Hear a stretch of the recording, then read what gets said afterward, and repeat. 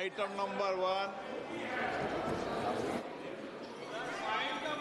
माननीय वित्त मंत्री Shrimati Nirmala Sitharaman ji. Item number 1। Sir, with your permission, I rise to lay on the table a copy each of the following papers, Hindi and English versions, under Article 281 of the Constitution, Report for 2026 to 2031, Volume 1, Main Report of the 16th Finance Commission. 2. Report for 2026-2031, Volume 2, Annexures of the 16th Finance Commission. Number 3, explanatory memorandum as to the action taken on the recommendations contained in the above report. Item number 2, माननीय वित्त मंत्री निर्मला सीतारमन जी।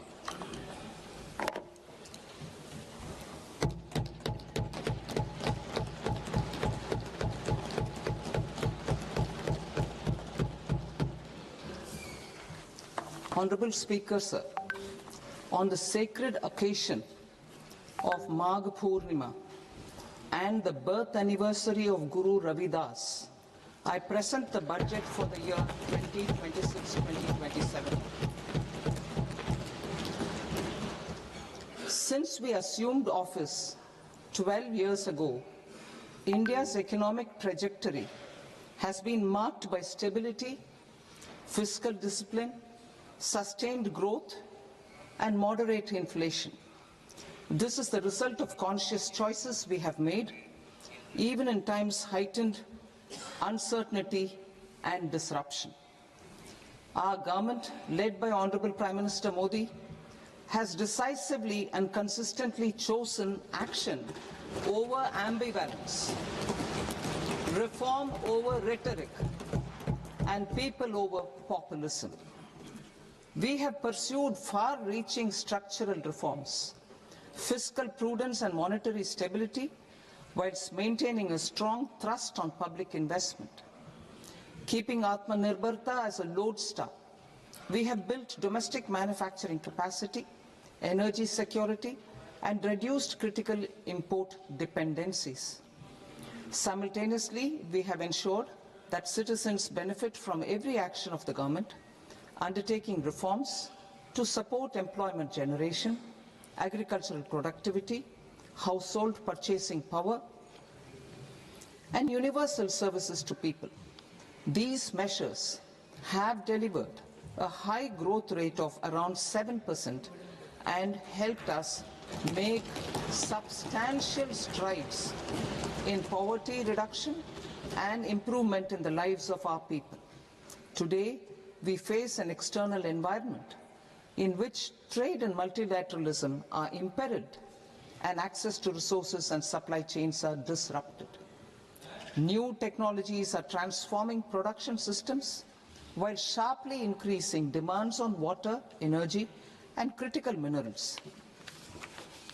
India will continue to take confident steps towards Vikasit Bharat, balancing ambition with inclusion.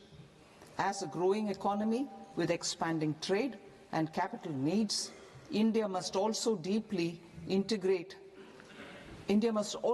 remain deeply integrated with global markets, exporting more and attracting stable long-term investment. As I begin Part A, I want to express my gratitude to the people for standing firmly with us as we forge our way together towards becoming one of the largest economies of the world.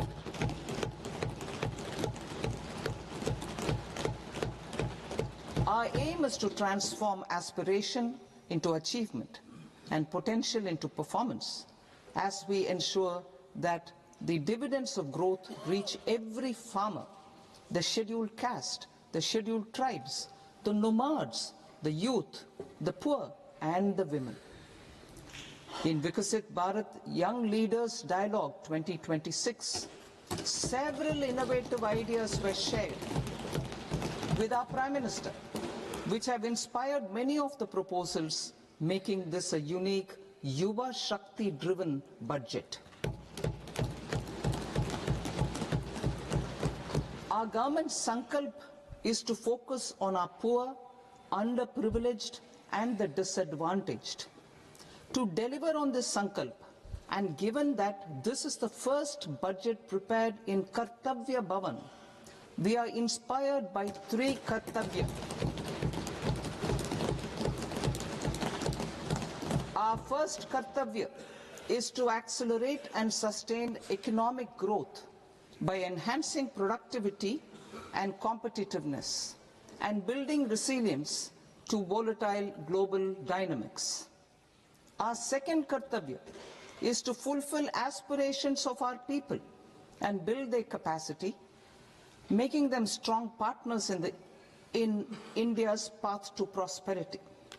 Our third Kartavya, aligned with our vision of Sabka Saath, Sabka Vikas, is to ensure that every family, community, region and sector has access to resources, amenities and opportunities for meaningful participation. This threefold approach requires a supportive ecosystem. The first requirement is to sustain the momentum of structural reforms, continuous, adaptive and forward-looking. Second, a robust and resilient financial sector is central to mobilizing savings, allocating capital efficiently and managing risks. Third, cutting-edge technologies, including AI applications, can serve us as force multipliers for better governance. Reform Express. Our government has undertaken comprehensive reforms towards creating employment, boosting productivity and accelerating growth. After the Prime Minister's announcement on Independence Day in 2025, over 350 reforms have been rolled out. This includes GST simplification, notification of labor codes, and rationalization of mandatory quality control orders. High-level committees have been formed, and in parallel, the central government is working with the state governments on deregulation and reducing compliance requirements. The Reform Express is well on its way and will maintain its momentum to help us fulfill our Kartavya.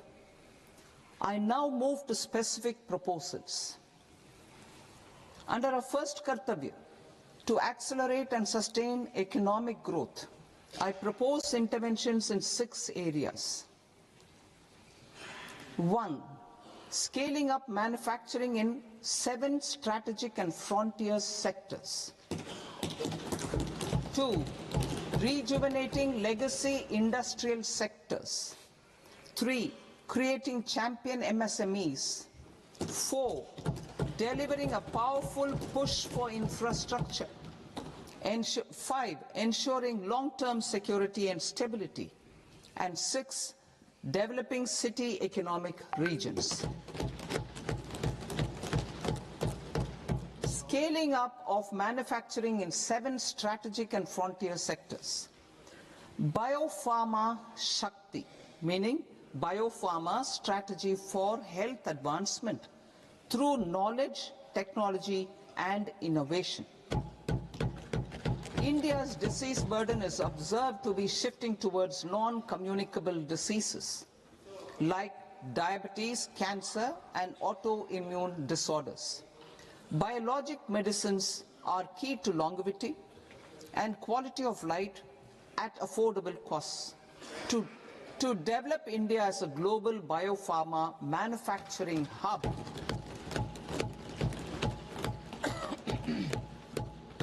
I propose the Biopharma Shakti with an outlay of 10,000 crores over the next 5 years. This will build the ecosystem for domestic production of biologics and biosimilars. The strategy will include a biopharma-focused network with 3 new national institutes of pharmaceutical education and research, popularly known as NIPERS, and upgrading 7 existing ones. It will also create a network of 1,000 accredited India clinical trials sites. We propose to strengthen the Central Drug Standard Control Organization to meet global standards and approve timeframes through and approval timeframes through a dedicated scientific review cadre and specialists. India's Semiconductor Mission 1.0 expanded India's semiconductor sector capabilities. Building on this, we will launch ISM 2.0 to produce equipment and materials, design full-stack Indian IP, and fortify supply chains. We will also focus on industry-led research and training centers to develop technology and skilled workforce. The Electronics Components Manufacturing Scheme, launched in April 2025 with an outlay of 22,919 crores, already has investment commitments at double the targets. We propose to increase the outlay to 40,000 crores to capitalize on this momentum.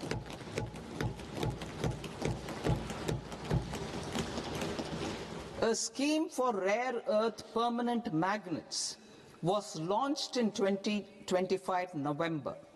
We now propose to support the mineral-rich states of Odisha, Kerala, Andhra Pradesh and Tamil Nadu to establish dedicated rare earth corridors to promote mining, processing, research and manufacturing. To enhance domestic chemical production and reduction in import dependency and reduce import dependency, we will launch a scheme to support states in establishing 3 dedicated chemical parks through challenge route on a cluster-based plug-and-play model. Strong capital goods.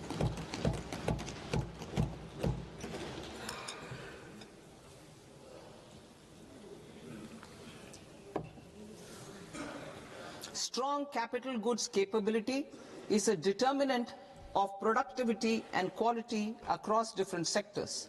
Towards building this capacity, I propose the following. High-tech tool rooms will be established by central public sector enterprises at 2 locations as digitally enabled automated service bureaus that locally design, test and manufacture high-precision components at scale and at lower cost. 2. A scheme for enhancement of construction and infrastructure equipments will be introduced to strengthen domestic manufacturing of high value and technologically advanced CIE. This can range from lifts in a multi-storied apartment or firefighting equipment in multiplexes, large or small, and to tunnel boring equipments for building metros and high-altitude roads. I also propose a scheme for container manufacturing to create a globally competitive container manufacturing ecosystem with a budgetary allocation of 10,000 crores over a 5-year period. For the labor-intensive textile sector, I propose an integrated program with 5 subparts. 1. The National Fiber Scheme for self-reliance in natural fibers, such as silk, wool and jute, man-made fibers and new age fibers.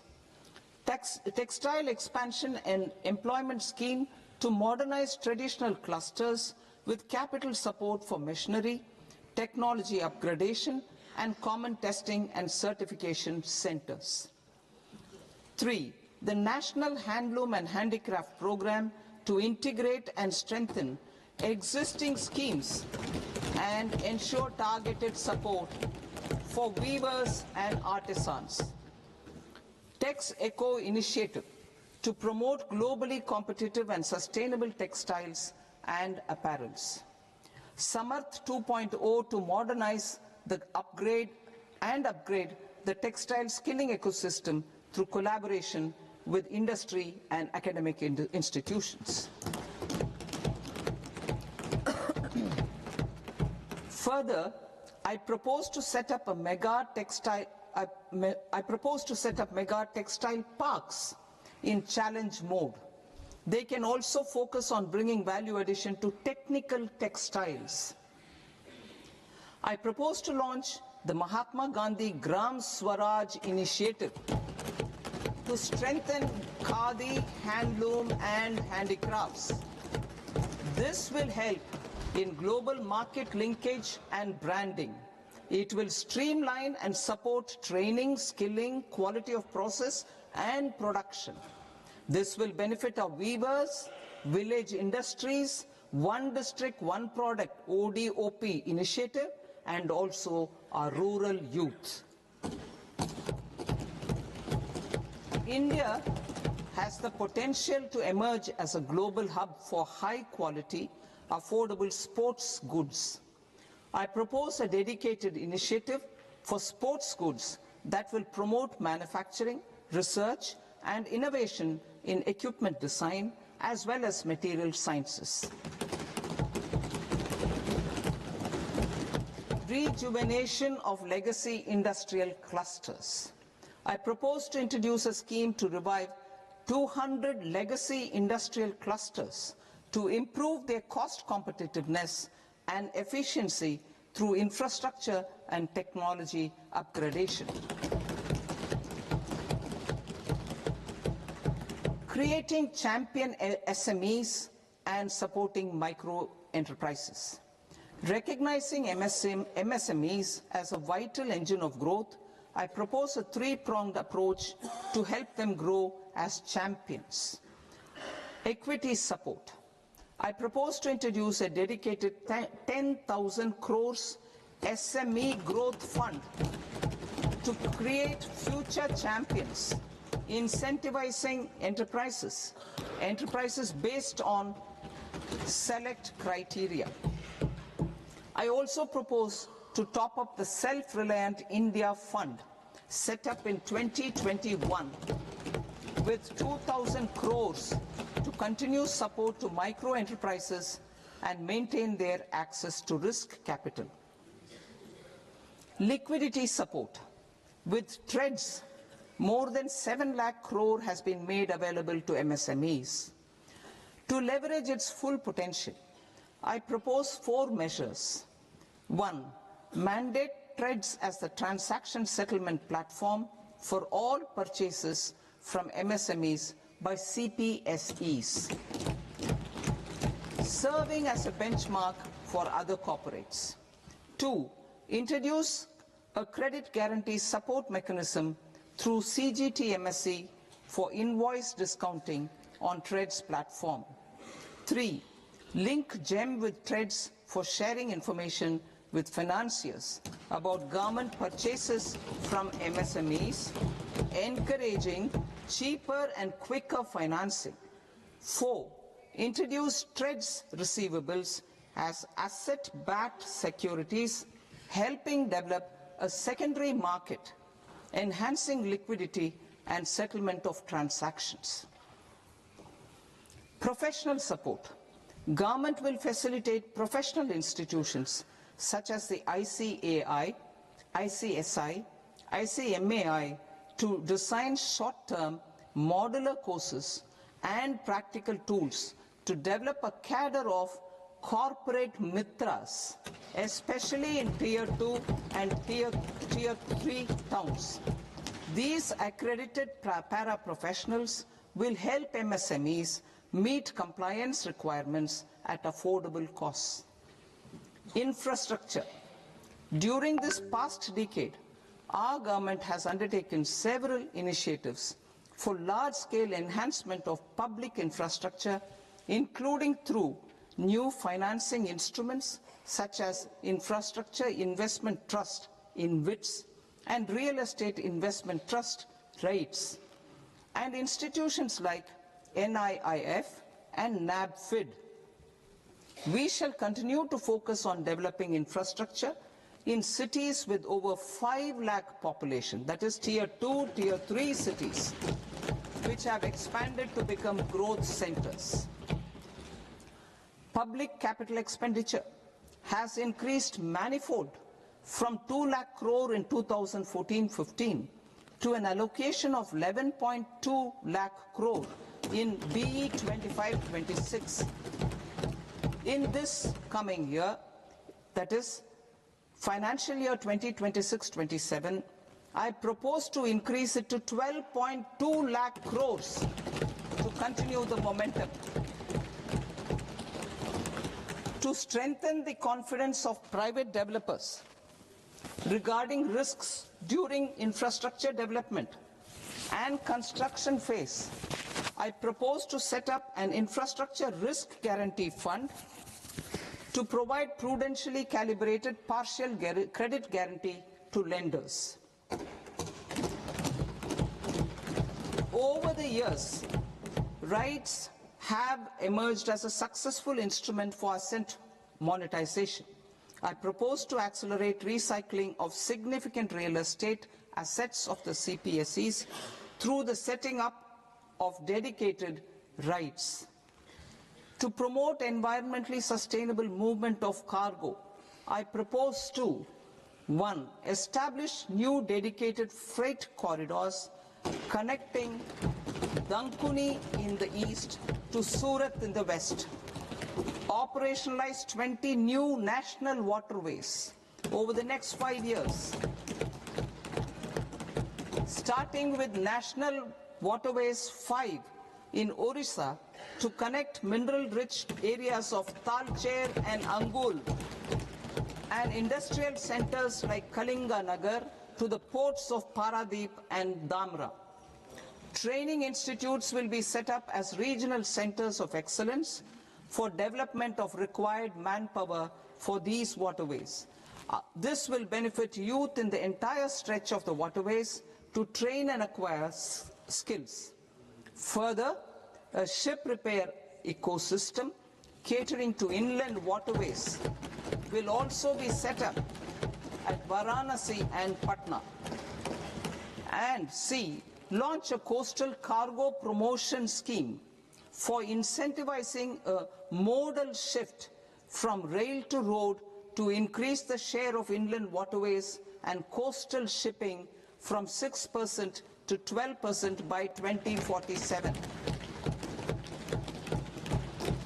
To enhance last mile and remote connectivity and promote tourism, I propose to give incentives to indigenize manufacturing of seaplanes. A seaplane VGF scheme will be also introduced to provide support for operations. Carbon capture, utilization and storage. Aligning with the roadmap launched in December 2025, the carbon capture, utilization and storage technologies at scale will achieve higher readiness and in end-use application across 5 industrial sectors, including power, steel, cement, refineries, and chemicals.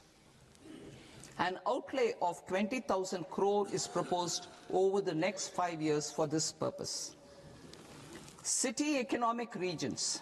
Cities are India's engines of growth, innovation, and opportunities. We shall now focus on Tier 2, Tier 3 cities, and even temple towns, which need modern infrastructure and basic amenities. This budget aims to further amplify the potential of cities to deliver the economic power of agglomerations by mapping city economic regions based on their specific growth drivers. An allocation of 5,000 crore per CER over 5 years is proposed for implementing their plans through a challenge mode with a reform-cum-result-based financing mechanism. In order to promote environmentally sustainable passenger systems, we will develop 7 high-speed rail corridors between cities as growth connectors, namely Mumbai to Pune, Pune to Hyderabad, Hyderabad to Bengaluru, Hyderabad to Chennai, Chennai to Bengaluru, Delhi to Varanasi, Varanasi to Siliguri.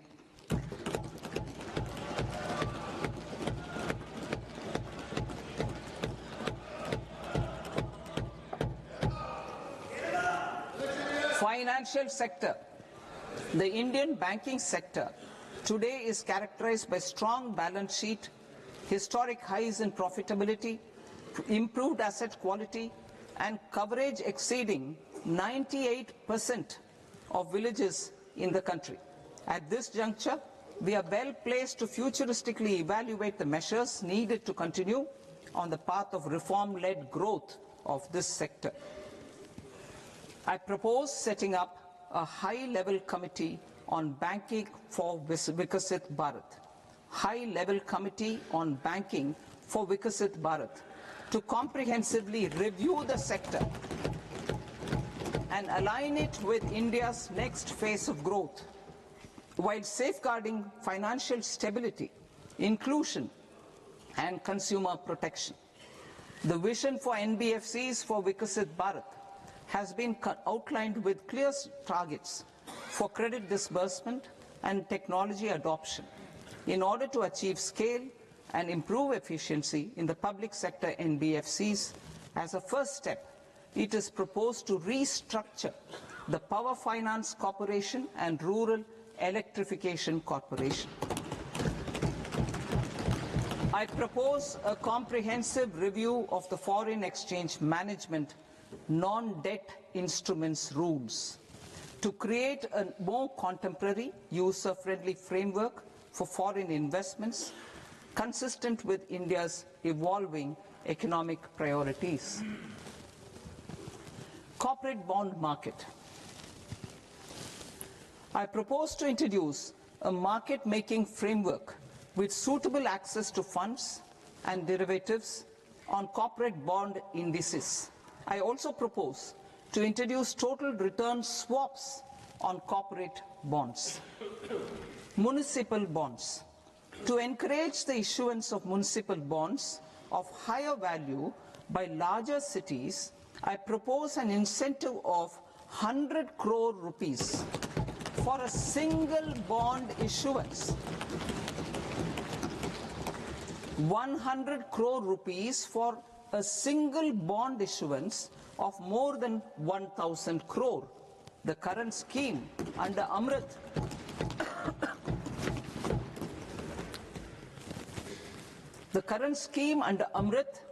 which incentivizes issuances up to 200 crores only, will also continue to support smaller and medium towns.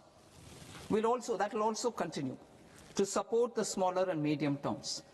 Ease of doing business.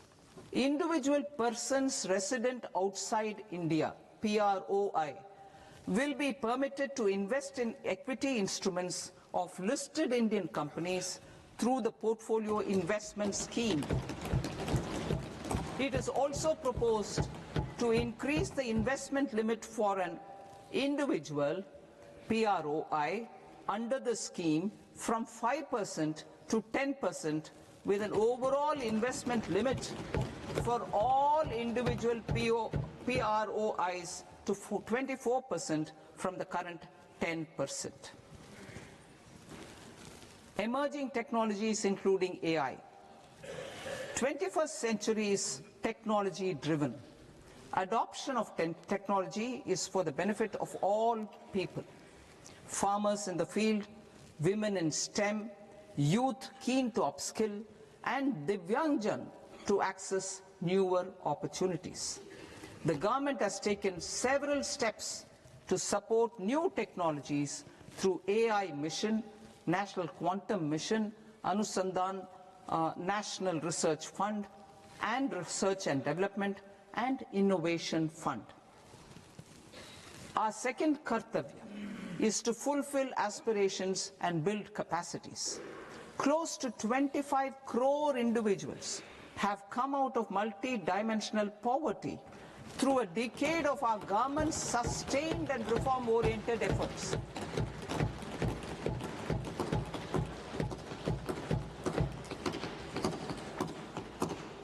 Our government has therefore decided to place a renewed emphasis on the service sector to provide a pathway to fulfilling aspirations of a youthful India with the following measures.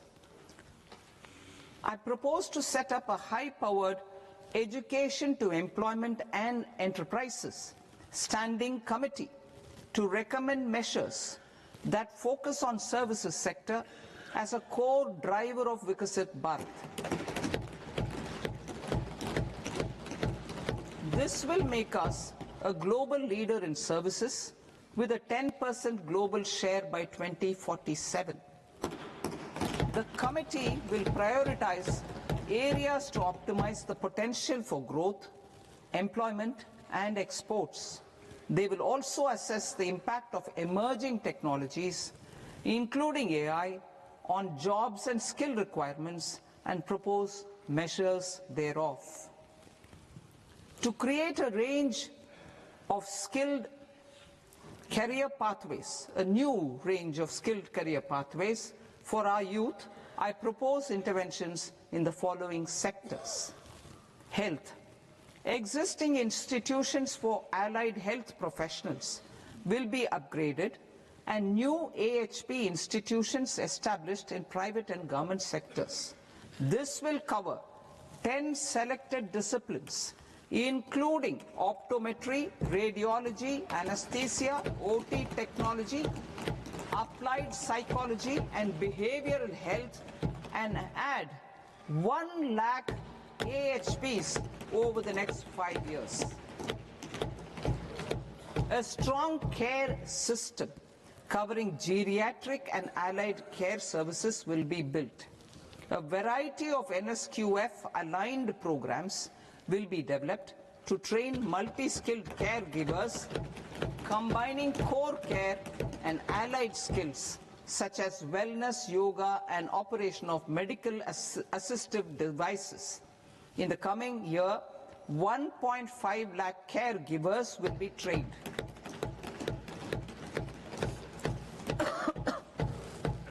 Hubs for medical value tourism.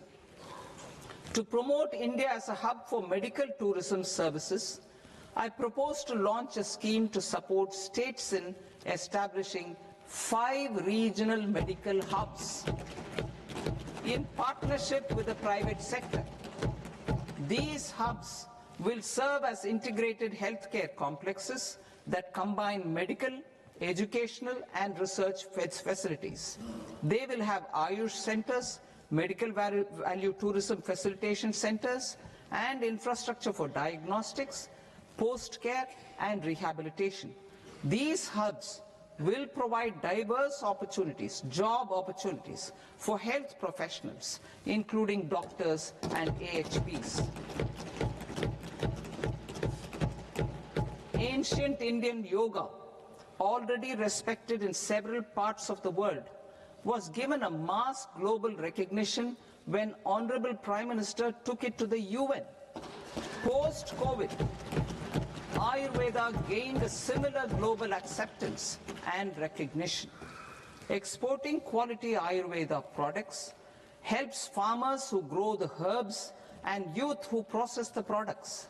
To meet growing global demand, a few more steps are being taken. I propose to 1. Set up 3 new All India Institutes of Ayurveda. 2. Upgrade Ayush pharmacies and drug testing labs for higher standards of certification ecosystem and make available more skilled personnel. 3. Upgrade the WHO Global Traditional Medicine Center in Jamnagar to bolster evidence-based research, training, and awareness for traditional medicine. Animal husbandry. Livestock contributes to close to 16% of farm income, including of poor and marginal households. To scale up availability of veterinary professionals by more than 20,000, I propose to roll out a loan-linked capital subsidy support scheme for establishment of veterinary and para-veterinary colleges, veterinary hospitals, diagnostic laboratories, and breeding facilities in private sector. Collaboration between Indian and foreign institutions will also be facilitated. Orange economy. India's animation, visual effects, gaming and comics sector, AVGC sector, is a growing industry projected to require 2 million professionals by 2030. I propose to support the Indian Institute of Creative Technologies, Mumbai, in setting up AVGC content creator labs in 15,000 secondary schools all over the country and 500 colleges.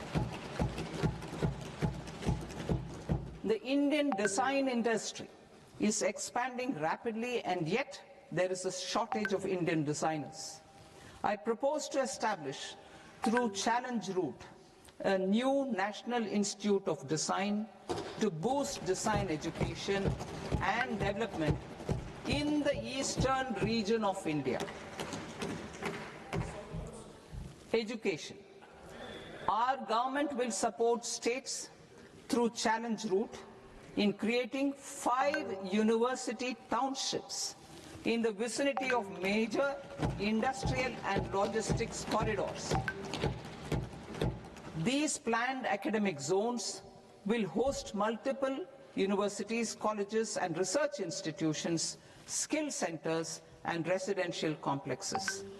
In higher education, STEM institutions, prolonged hours of study and laboratory work pose some challenges for girl students. Through VGF, Viability Gap Funding and capital support, 1 girls' hostel will be established in every district.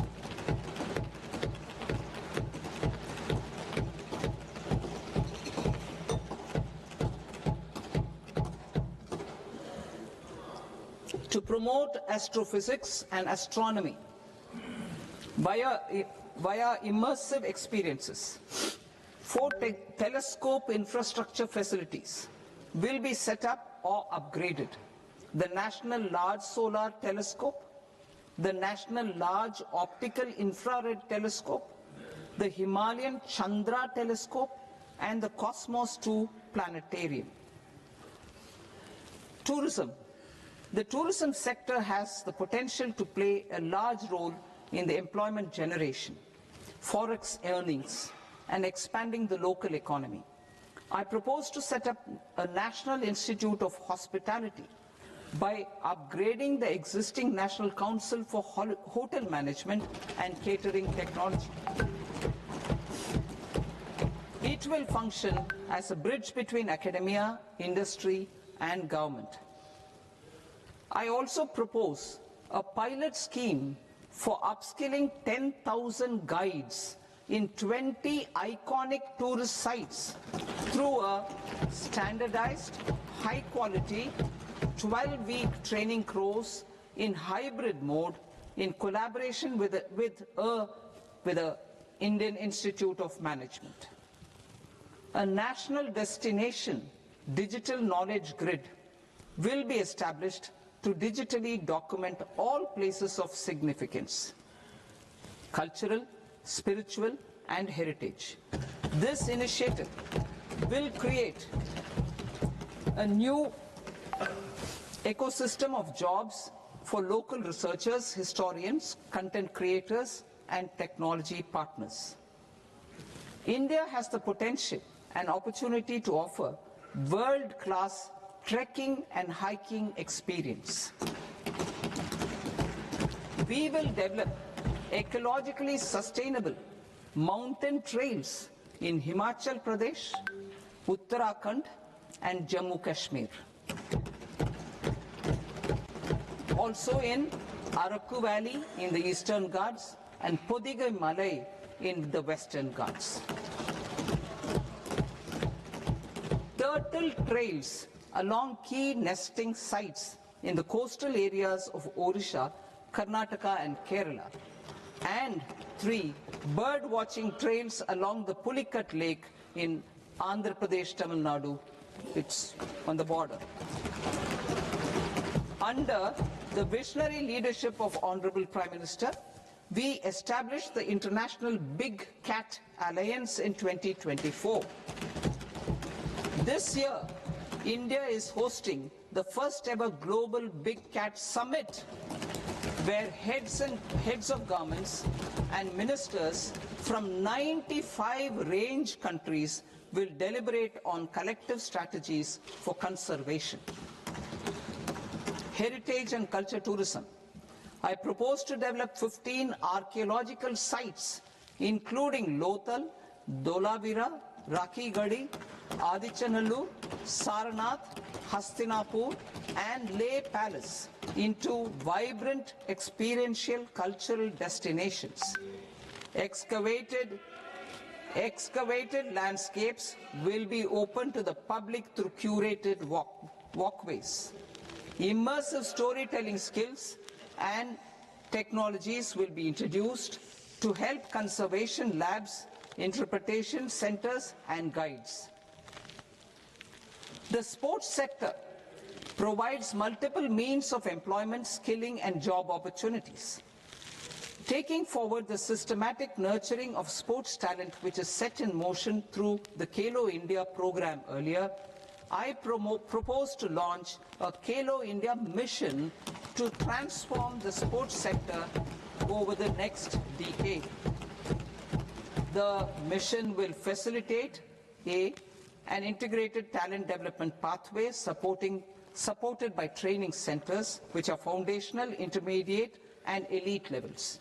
B, systematic development of coaches and support staff. C, integration of sports science and technology. D, competitions and leagues to promote sports culture and provide platforms. And E, development of sports infrastructure for training and competition. Our third Kartavya aligns with our vision of Sabka Saath, Sabka Vikas towards Vikasit Bharat. This requires targeted efforts for 1, increasing farmer incomes through productivity enhancement and entrepreneurship, with special attention to small and marginal farmers. B, empowering Divyangjan through access to livelihood opportunities, training, and high-quality assistive devices. C, empowering the vulnerable to access mental health and trauma care. D, focus on the Purvodaya states and the Northeast region to accelerate development and employment opportunities. Fisheries. We will undertake initiatives for integrated development of 500 reservoirs and Amrit Sarovars. 2, strengthen the fisheries value chain in coastal areas and enable market linkages involving startups and women-led groups together with fish farmer producer organizations. Animal husbandry. To provide quality employment opportunities in rural and peri-urban areas, we will support the animal husbandry sector in entrepreneurship development through A, credit-linked subsidy program, B, scaling up and modernization of livestock enterprises, C, enhanced creation of livestock, dairy, and poultry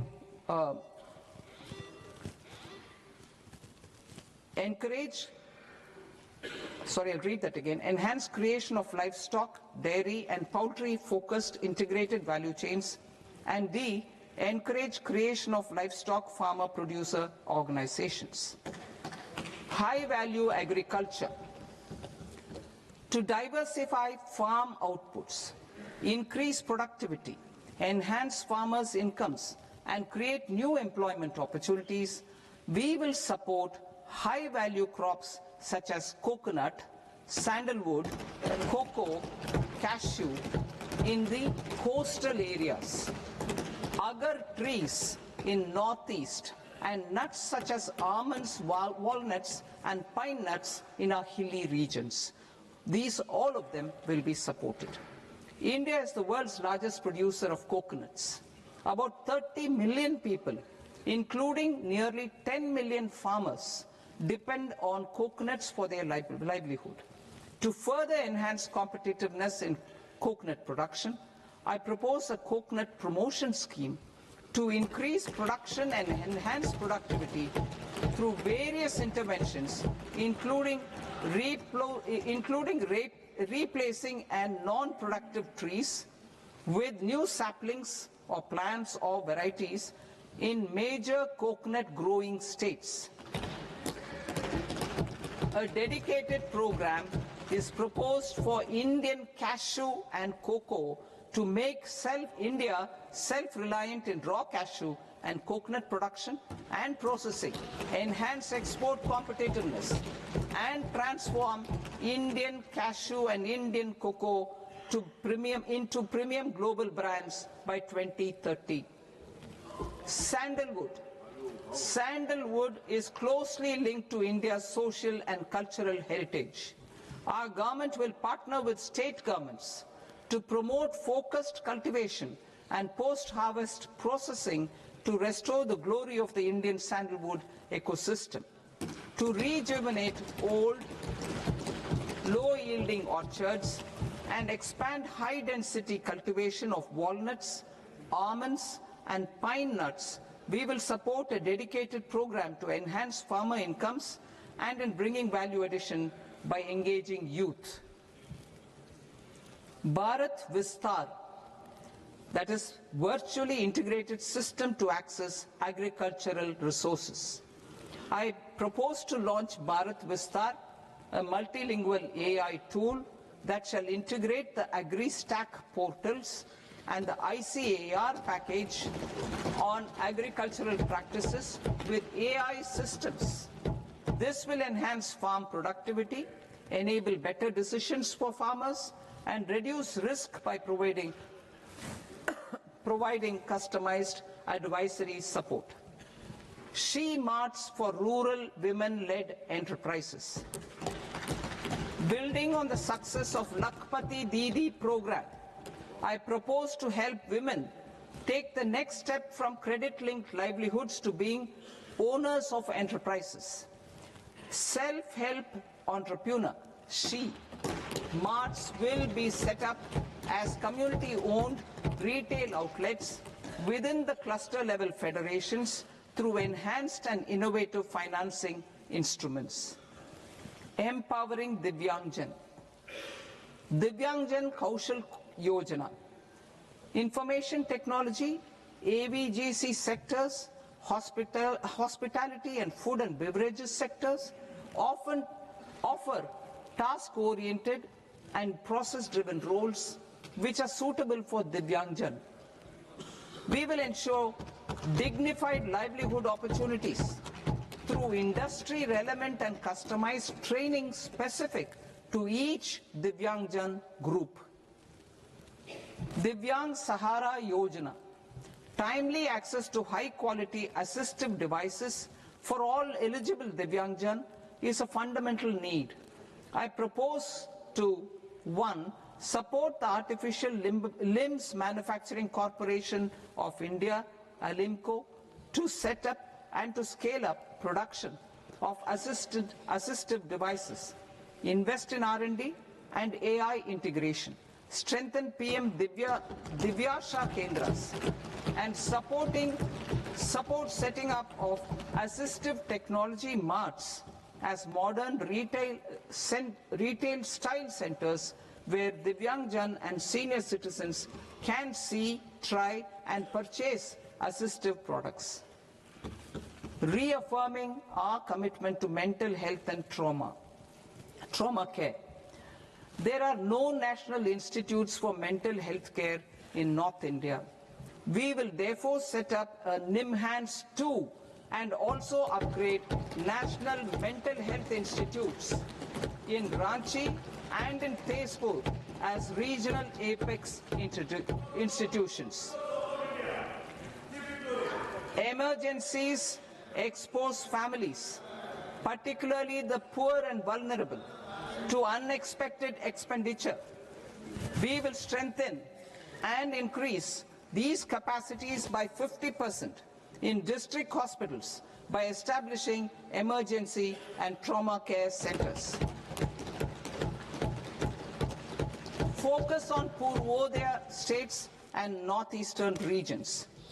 Purvodaya, I propose the development of an integrated East Coast industrial corridor with a well-connected node at Durgapur, creation of 5 tourism destinations in 5 Purvodaya states, and the provision of 4,000 e-buses. Buddhist sites in northeastern region. The northeastern region is a civilizational confluence of Theravada and Mahayana or Vajrayana traditions. I propose to launch a scheme for development of Buddhist circuits in Arunachal Pradesh, Sikkim, Assam, Manipur, Mizoram, and Tripura.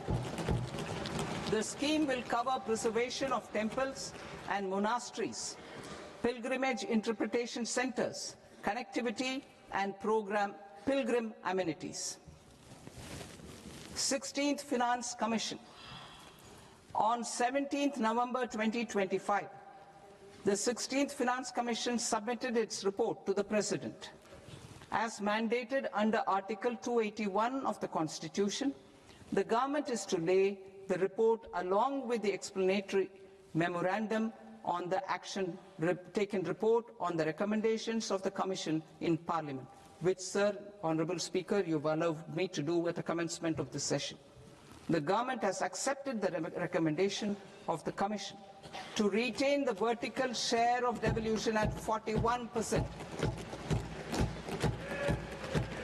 As recommended by the Commission, I have provided 1.4 lakh crores of rupees to the states for the year 2026-2027 as Finance Commission grants. These include rural and urban local body and disaster management grants. Fiscal consolidation. Government has been delivering on our fiscal commitments consistently without compromising on social needs. To strive towards accepted standards of fiscal management in Budget 25-26, I had indicated that the central government would target reaching a debt-to-GDP ratio of 50 plus or minus 1% by 2030-31. In line with this, the debt-to-GDP ratio is estimated to be 55.6% of GDP in BE 26-27. compared to 56.1% of GDP in RE 25-26. A declining debt-to-GDP ratio will gradually free up resources for priority sector lending and expenditure by reducing the outgo on interest payments. One of the main operational instruments for debt targeting is the fiscal deficit. I am happy to inform this august House that I fulfilled my commitment made in 2021-2022 to reduce fiscal deficit below 4.5% of GDP by 25-26. In RE 25-26, the fiscal deficit has been estimated at par with BE of 2025-26 at 4.4% of GDP. In line with the new fiscal prudence path of debt consolidation, the fiscal deficit in BE 26-27 is estimated to be 4.3% of the GDP.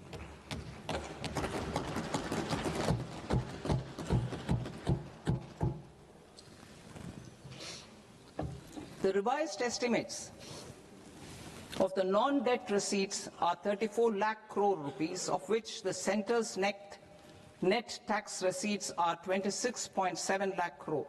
The revised estimate of the total expenditure is 49.6 lakh crore rupees, of which the capital expenditure is about 11 lakh crores.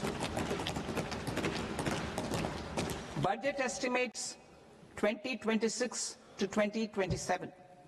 Coming to 26-27, the non-debt receipts and the total expenditure are estimated as 36.5 lakh crore and 53.5 lakh crore respectively. The centre's net tax receipts are estimated at 28.7 lakh crore rupees. To finance the fiscal deficit, the net market borrowings from dated securities are estimated at 11.7 lakh crore rupees. The balance financing is expected to come from small savings and other sources. The gross market borrowings are estimated at 17.2 lakh crore rupees. I'll now move to Part B. Part B, direct taxes.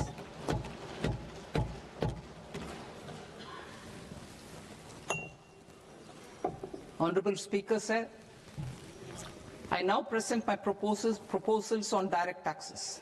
New Income Tax Act. In July 2024, I announced a comprehensive review of the Income Tax Act 1961. This was completed in a record time, and the Income Tax Act 2025 will come into effect from 1st April 2026. The simplified income tax rules and forms will be notified shortly, giving adequate time to taxpayers to acquaint themselves with its requirements. The forms have been redesigned such that ordinary citizens can comply without difficulty. Ease of living. I propose that any interest awarded by the Motor Accident Claims Tribunal to a natural person will be exempt from income tax, and any TDS on this account will be done away with. I propose to reduce TCS rate on the sale of overseas tour program package from the current 5% and 20% to 2% without any stipulation of amount. I propose to reduce TCS rate for pursuing education and for medical purposes under the Liberalized Remittance Scheme, popularly known as LRS, from 5% to 2%. Supply of manpower services is proposed to be specifically brought within the ambit of payment to contractors for the purpose of TDS to avoid ambiguity. Thus, TDS on these services will be at the rate of either 1% or 2% only. I propose a scheme for small taxpayers, wherein a rule-based automated process will enable obtaining a lower or nil deduction certificate instead of filing an application with the assessing officer.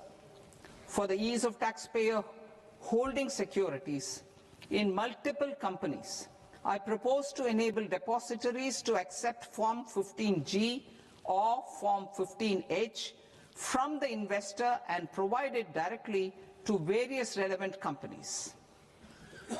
I propose to extend time available for revising returns from 31st December to up to 31st March with the payment of a nominal fee. I also propose to stagger the timeline for filing of tax returns. Individuals with ITR 1 and ITR 2 returns will continue to file till 31st July, and non-audit business cases or trusts are proposed to be allowed time till 31st August. TDS on sale of immovable property by a non-resident is proposed to be deducted and deposited through resident buyers and his or her PAN-based challan instead of requiring a TAN, which is a temporary accounting number. To address practical issues of small taxpayers like students, young professionals, tech employees, relocated NRIs, and such others, I propose to introduce a one-time 6-month foreign asset disclosure scheme for these taxpayers to disclose income or assets below a certain size. This scheme would be applicable for two categories of taxpayers, namely A, who did not disclose their overseas income or assets, and B, who disclosed their overseas income and or paid due tax but could not declare the asset acquired. For category A, the limit of undisclosed income or asset is proposed to be up to 1 crore rupees. They need to pay 30% of fair market value of asset or 30% of undisclosed income as tax and 30% as additional income tax in lieu of penalty and would thereby get immunity from prosecution. For category B, asset value is proposed to be up to 5 crore rupees. Here, immunity from both penalty and prosecution will be available with a payment of fee of 1 lakh rupees. Rationalizing penalty and prosecution. Multiplicity of proceedings are hindrance to the ease of doing business. I propose to integrate assessment and penalty proceedings by way of a common order for both. There will be no interest liability on the taxpayer on the penalty amount for the period of appeal before the first appellate authority, irrespective of the outcome of appeal process. Further, quantum of prepayment is being reduced from 20% to 10% and will continue to be calculated only on core tax demand. As an additional measure for reducing litigation, I propose to allow taxpayers to update their returns even after reassessment proceedings have been initiated, and an additional 10% tax rate over and above the rate applicable for the relevant year. The assessing officer will then use only this updated return in his proceedings. There is already a framework for immunity from penalty and prosecution in the cases of underreporting. I propose to apply this framework for immunity to misreporting too. However, in such a case, the taxpayer will need to pay 100% of the tax amount as an additional income tax over and above the tax and interest due. Penalties for certain technical defaults, such as failure to get accounts audited, non-furnishing of transfer pricing audit report, and default in furnishing statement for financial transactions are proposed to be converted into fee.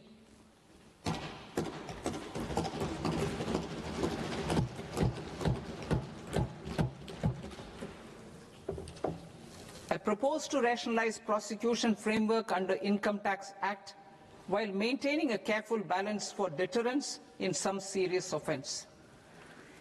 Non-production of books of account and documents and requirement of TDS payment where payment is made in kind are being decriminalized. Further, minor offences will attract fine only. The remaining prosecutions will be graded commensurate with the quantum of offence. They will entail only simple imprisonment with maximum imprisonment reduced to 2 years and power to courts to convert even those into fines. There is no penalty. There is no penalty presently for non-disclosure of non-immovable foreign assets with aggregate value less than 20 lakh rupees. I propose to also provide them with immunity from prosecution with retrospective effect from 1/10/2024.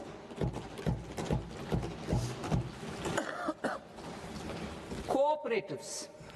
Deduction is already allowed to a primary cooperative society engaged in supplying milk, oilseeds, fruits or vegetables raised or grown by its members. I propose to extend this deduction to also include supply of cattle feed and cotton seed produced by its members. I propose to allow inter-cooperative society dividend income as deduction under the new tax regime to the extent it is further distributed to its members. I further propose to allow exemption for a period of 3 years to dividend income received by a notified national cooperative federation on their investments made in companies up to 31/1/2026. This exemption would be allowed only for dividends further distributed to its member cooperatives. Supporting IT sector as India's growth engine. India is a global leader in software development services, IT-enabled services, knowledge process outsourcing services, and contract R&D services relating to software development. These businesses and their segments are quite interconnected with each other. All these services are proposed to be clubbed under a single category of information technology services with a common safe harbor margin of 15.5% applicable to all. The threshold for availing safe harbor for IT services is being enhanced substantially from 300 crore rupees to 2,000 crore rupees. Safe harbor for IT services shall be approved by an automated rule-driven process without any need for tax officer to examine and accept the application. Once applied by an IT services company, the same safe harbor can be continued for a period of 5 years at a stretch at its choice. For IT services companies who want to conclude advanced pricing agreement, APA, I propose to fast-track unilateral APA process for IT services and endeavor to conclude it within a period of 2 years.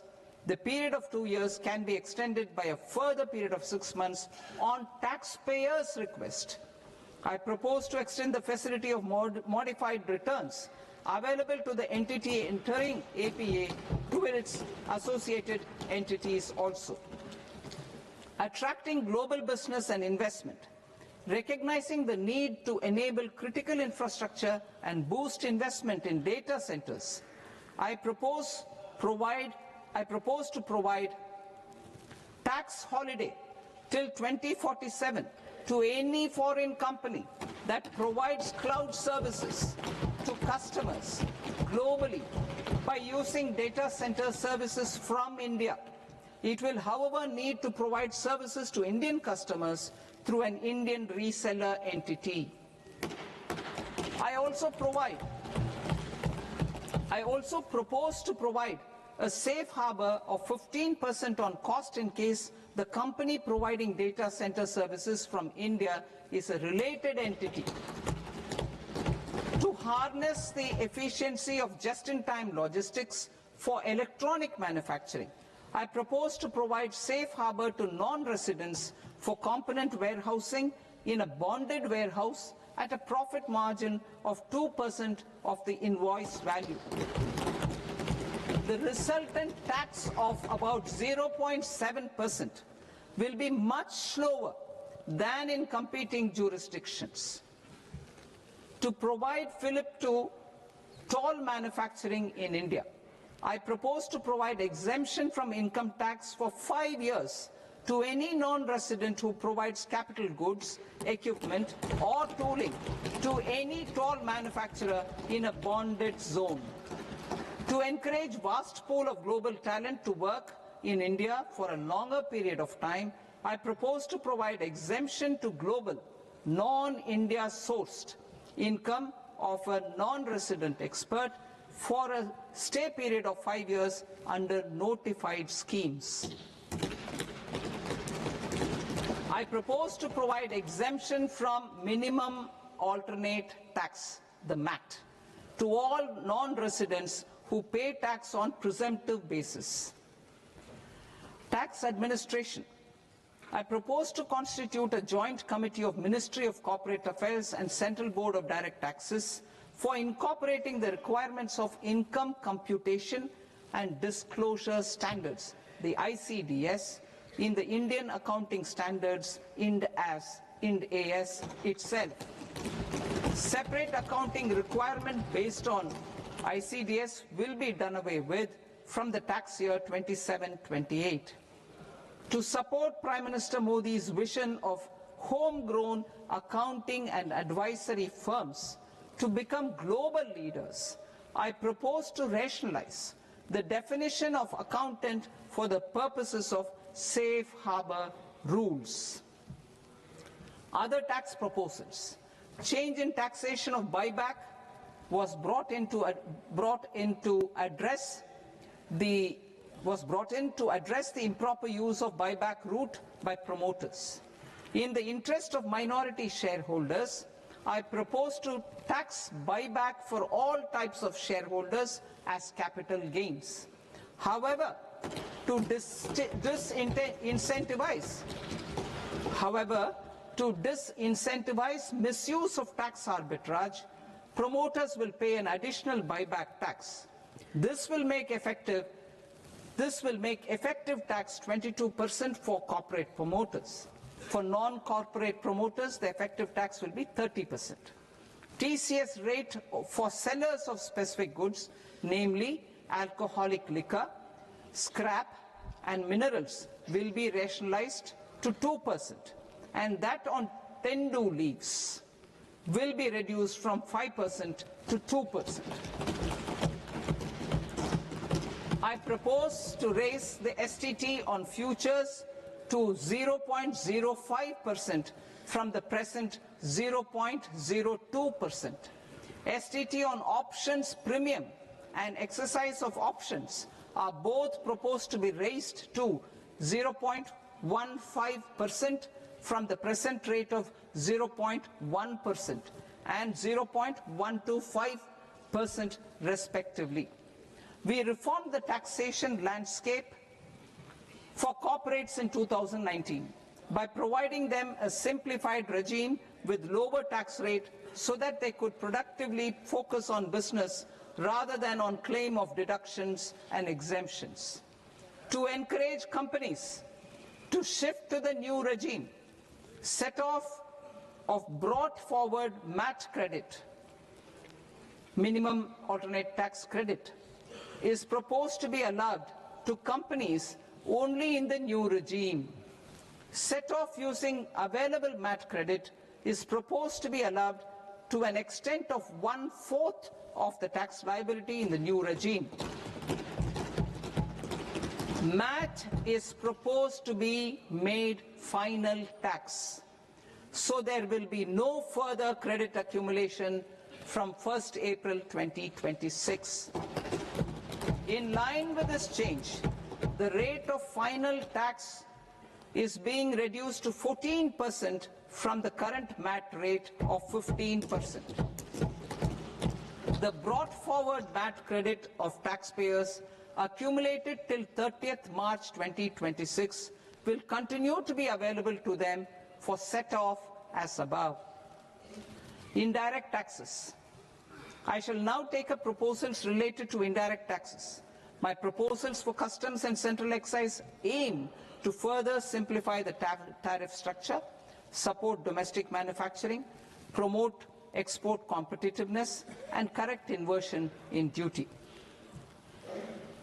To continue weeding out long-continuing customs duty exemptions, I propose to remove certain exemptions on items which are being manufactured in India or where the imports are negligible. Similarly, to further simplify the process of ascertaining the rate of duty applicable on a particular item, I propose to incorporate certain effective rates in various customs notifications to the tariff schedule itself. I shall now take up sector-specific proposals. Promotion of exports of marine, leather, and textile products. I propose to increase the limit for duty-free imports of specified inputs used for processing seafoods for export from the current 1% to 3% of FOB value of the previous year's export turnover. I also propose to allow duty-free imports of specified inputs, which is currently available for exports of leather or synthetic footwear, to exports of shoe uppers as well. I propose to extend the time period for export of final product from the existing 6 months to 1 year for exporters of leather or textile garments, leather or synthetic footwear, and other leather products. Energy transition and security. I propose to extend the basic customs duty exemption given to capital goods used for manufacturing lithium-ion cells for batteries to those used for manufacturing lithium-ion cells for battery energy storage systems also. I propose to exempt basic customs duty on import of sodium antimonate for use in manufacture of solar glass. Nuclear power. I propose to extend the existing basic customs duty exemption on imports of goods required for nuclear power projects till the year 2035 and expand it for all nuclear plants irrespective of their capacity. Critical minerals. It is proposed to provide basic customs duty exemption to the import of capital goods required for the processing of critical minerals in India. Biogas blended CNG.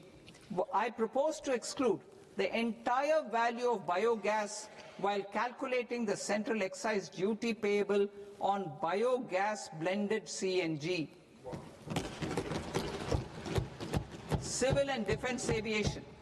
I propose to exempt basic customs duty on components and parts required for the manufacture of civilian training and other aircrafts.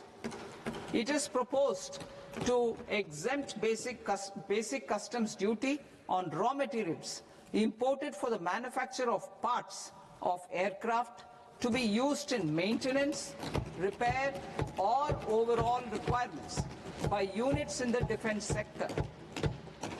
Electronics. To deepen value addition in the consumer electronics sector, I propose to exempt basic customs duty on specified parts used in the manufacture of microwave ovens. Special economic zone. To address the concerns arising about utilization of capacity by manufacturing units in the special economic zones due to global trade disruptions, I propose as a special one-time measure to facilitate sales by eligible manufacturing units in SEZs to the domestic tariff area at concessional rates of duty. The quantity of such sales will be limited to a prescribed proportion of their exports. Necessary regulatory changes will be undertaken to operationalize the measures while ensuring level playing field for the units working in the DTA. Ease of living. To rationalize the customs duty structure for goods imported for personal use, I propose to reduce the tariff rate on all dutiable goods imported for personal use from 20% to 10%. To provide relief to patients, particularly those suffering from cancer, I propose to exempt basic customs duty on 17 drugs or medicines. I propose also to add 7 more rare diseases for the purposes of exempting import duties on personal imports of drugs, medicines, and food for special medical purposes used in their treatment. Customs process. India's role and share in the global trade is poised for a major leap in line with our ambition and journey towards Vikasit Bharat. In this regard, I propose many measures for custom processes to have minimal intervention for smoother and faster movement of goods and greater certainty to the trade. Trust-based systems. I propose to enhance duty deferral period for Tier 2 and Tier 3 authorized economic operators, known as AEOs, from 15 days to 30 days. I propose to provide eligible manufacturer importers the same duty deferral facility.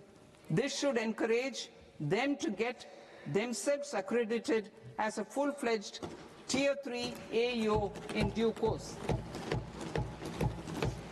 To provide greater certainty and for better business planning, I propose to extend validity period of advance ruling binding on customs from the present 3 years to 5 years. In the spirit of the whole of government approach,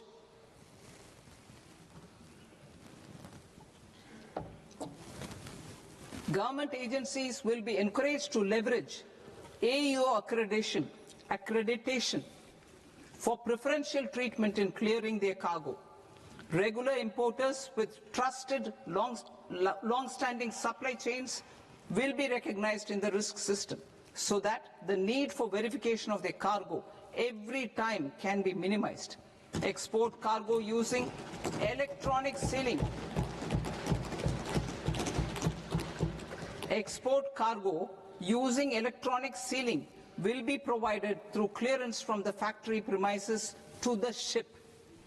For import of goods not needing any compliance, filing of bill of entry by a trusted importer and arrival of goods will automatically notify customs for completing their clearance formalities.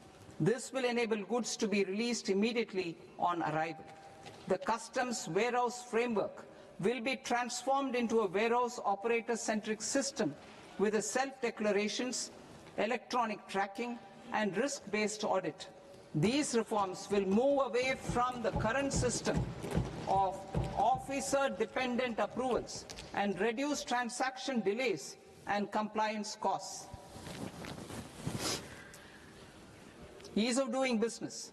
Approvals required for cargo clearance from various government agencies will be seamlessly processed through a single and interconnected digital window by the end of the financial year. Processes involved in clearance of food, drugs, plant and animal and wildlife products, accounting for about 70% of interdicted cargo, will be operationalized on this system by April 2026 itself. For goods not having any compliance requirement, clearance will be done by customs immediately after online registration is completed by the importer, subject to the payment of duty. Customs integrated system will be rolled out in 2 years as a single integrated and scalable platform for all customs processes. Utilization of non-intrusive scanning with advanced imaging and AI technology for risk assessment will be expanded in a phased manner with the objective to scan every container across all the major ports. New export opportunities to support Indian fishermen to fully harness the economic value of marine resources beyond our territorial waters. The following measures will be taken. A.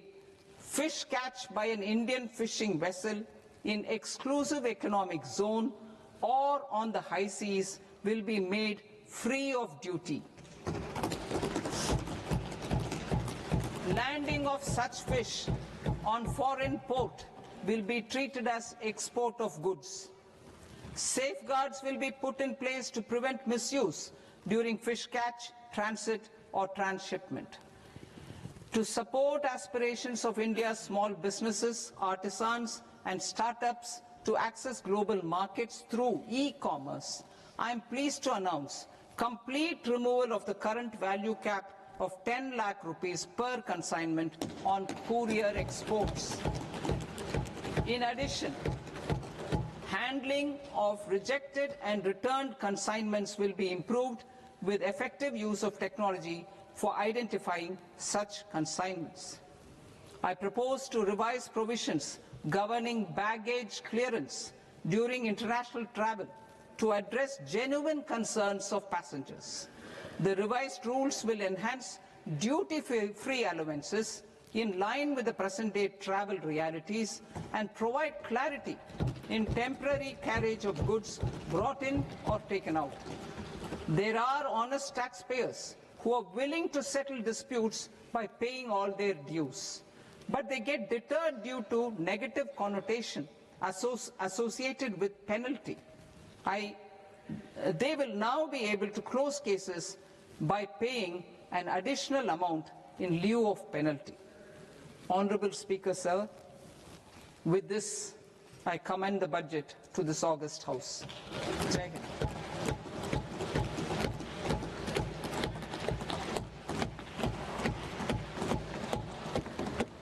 One and a half hours. Item number 3 माननीय वित्त मंत्री जी।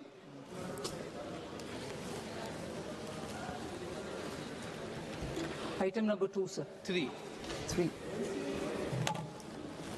Sir, with your permission, I rise to lay on the table of the following statements under Section 3, 1 of the Fiscal Responsibility and Budget Management Act of 2003.